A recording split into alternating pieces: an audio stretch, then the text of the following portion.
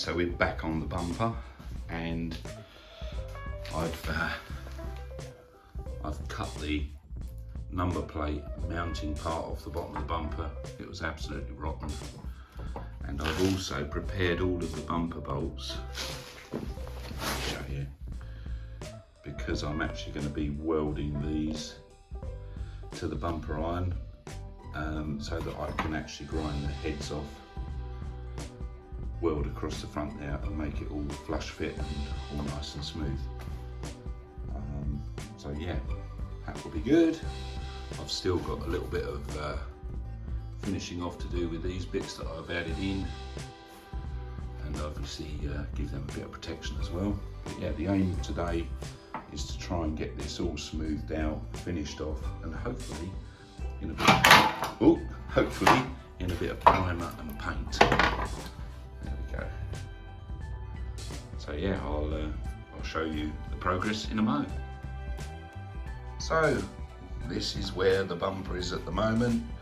I have welded all of those bumper bolts in from behind, ground the heads off, welded them also in from the front, and then ground them back, filled the areas. There's quite a bit of filler on here. I'm going to flat that back in a moment. I'm just going to flip it over and show you the underside as well. Okay, so I'm going to give this another coat of Schultz, but I've knocked out a little dent here a little bit and filled from above. Same also here. Made up a little bracket out of some steel sort of angle section that I had, and welded that to the bumper iron, just so I've got something to hang the number plate off of. The number plate would normally be hanging here, so we're probably a couple of inches further back than where the number plate would be.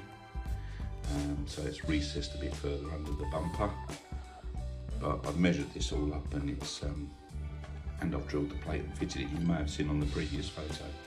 So that's all good. I'm just going to give this another quick coat of Schultz under here, and then I shall start preparing the top and get that ready for primer and paint. So this is just a clip of the bumper back on the car. This was prior to me obviously sanding it back, priming it and getting it painted in top coat. Picture there of the number plate on, which is recessed back a little bit further than standard, but this is just how it looked before it was sanded back, primed and painted. You probably recall I was mentioning about trying to rescue the paintwork that's on the front wings rather than repainting. The driver's side one had a really nasty scratch along the top of the arch here that someone had previously painted in with a brush. So I've sanded that back, got it all nicely feathered off, and then masked up and applied some primer to the affected area. And once primed, I then flatted the primer off and got it ready to blow in with a little bit of cellulose in my airbrush.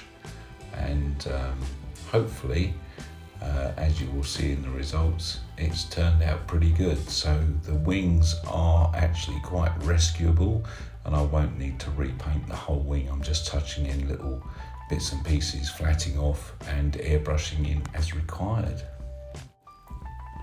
I did add a little bit more primer to this area. If you look closely, you can see I actually rubbed through the primer. So I did re-prime and flat back again and got it ready for a bit of top coat. Yeah, I've been touching in various little bits on the wings here and there. And in this next piece of video, you will actually see how that wheel arch came up.